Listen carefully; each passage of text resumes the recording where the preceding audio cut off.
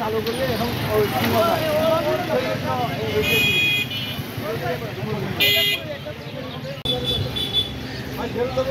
দোকান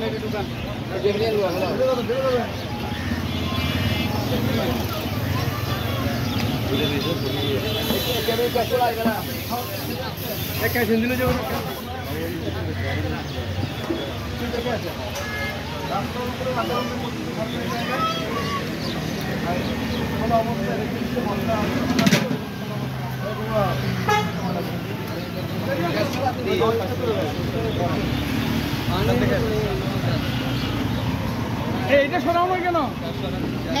এখন সরাও, এটা সামনে আসে কিন্তু সমস্যা হবে। আপনি এই বড় নিয়ে আসবেন। এই যে এটা খুলে এখন খুলেন আপনি। এইটা খোলার দরকার নেই। আপনি আমাদের খাবার প্রস্তুত করতেছেন, যেটা খেয়ে জনসাধারণের স্বাস্থ্যের অবনতি করতে হবে।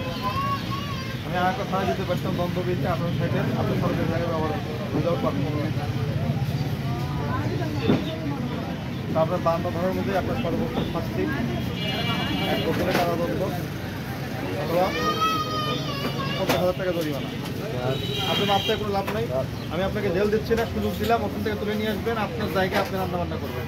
সরকারি জায়গায় রাস্তার উপরে রান্নাবান্না, এগুলো কি আপনি তামাশা হয়েছে?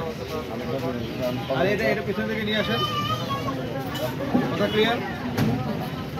এই আমি আপনাকে